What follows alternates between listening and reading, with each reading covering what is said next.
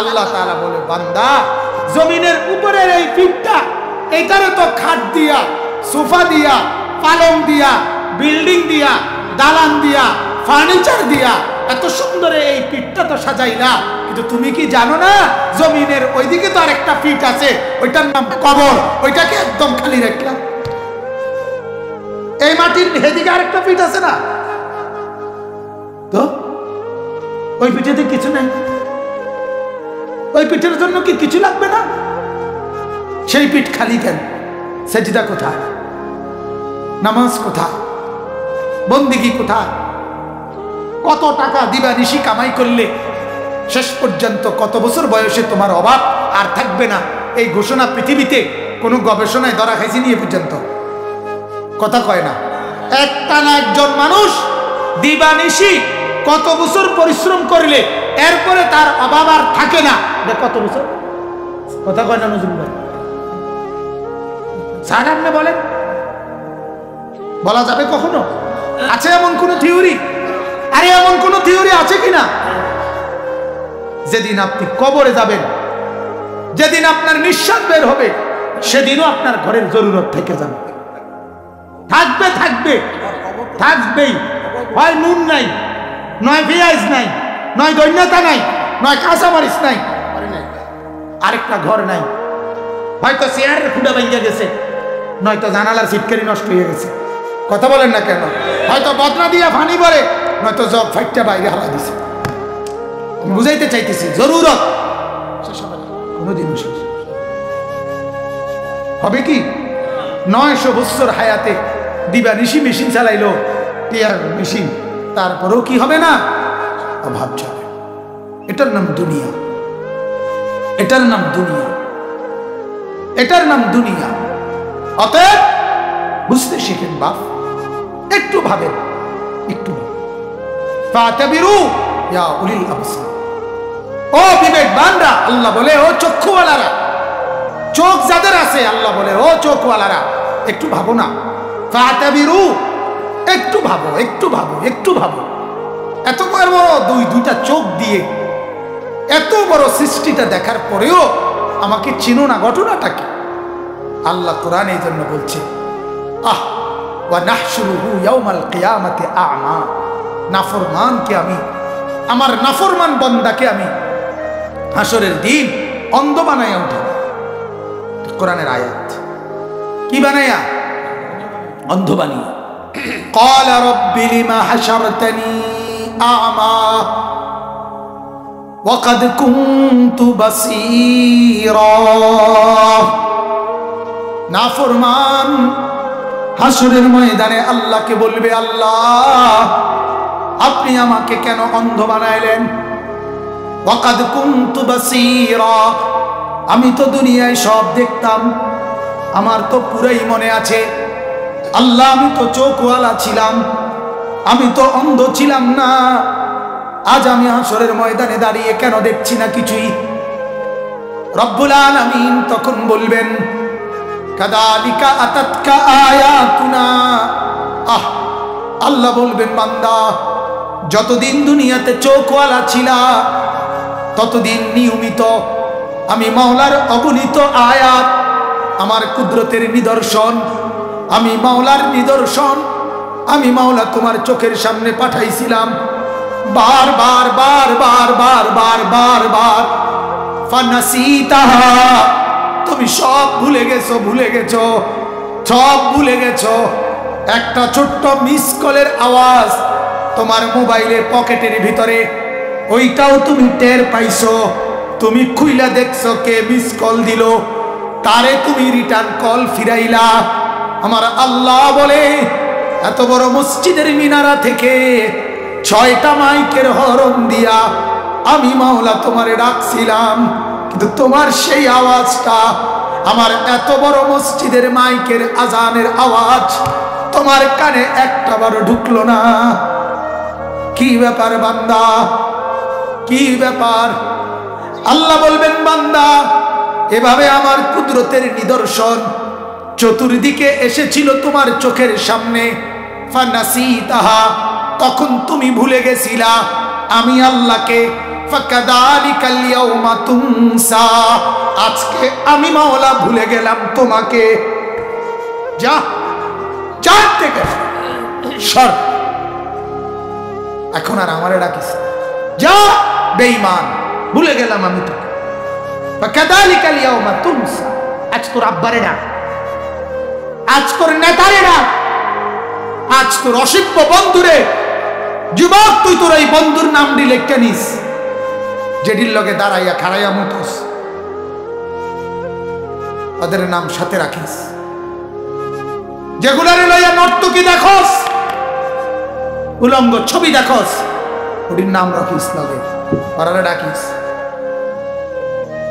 ওই নর্তকীর নাম মনে রাখিস, যার পিছনে পইরা জীবন নষ্ট করছ। ওই অসিব্য জানোয়ার মেয়ের নাম মনে রাখিস, পরে ডাকিস হাসরের ময়দানে।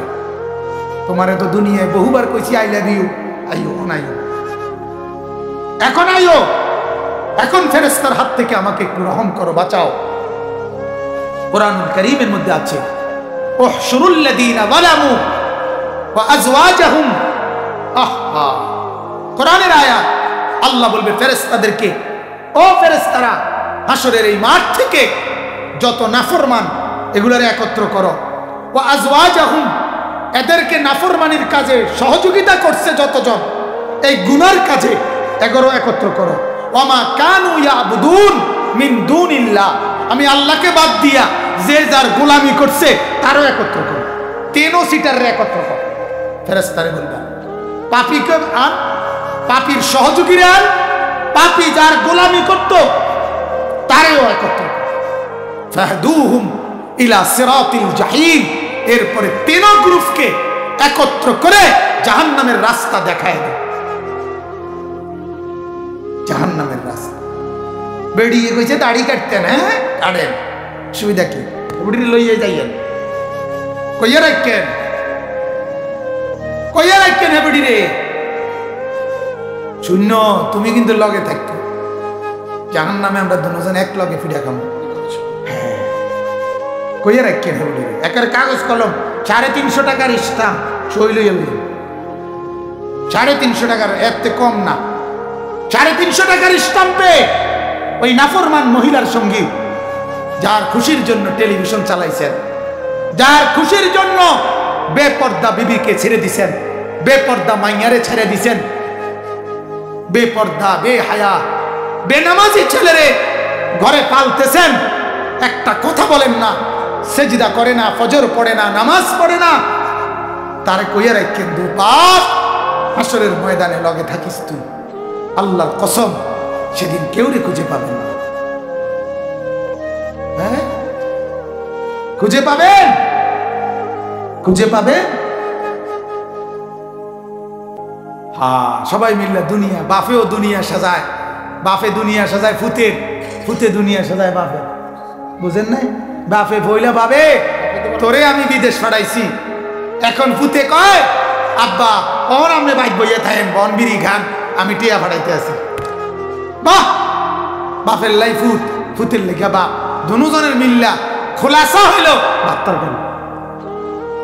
বাপে ফিকির করছে প্রথমে ফুতের ভাত তরকারি, ফুতে ওম চিন্তা করতে আছে বাপের কি ভাত তরকারি, একই ঘুরে গেলে কিটা ভাতের তালা পর্যন্ত, সে রেজাল্ট কি খানা খানা। ফুত কত কষ্ট করছি তোর লাই, মানুষের টিয়া লইয়া, সুদে টিয়া লইয়া, কিস্তিতে টিয়া লইয়া তোরে বিদেশ পাঠাইছি, অহন মন্ডা চায় দুগা আপেল খাইতাম, উগা আপেল কিনতারি না। আরে মালটা রে মানুষে দেখি কিনা নেয়, হ্যাঁ মালটা, উগা মালটা কোহালে জোটে না, মানে বাবার স্বপ্ন হইল আপেল, মালটা, আঙ্গুর, আলু চপ, পেঁয়াজু, বন, বিড়ি।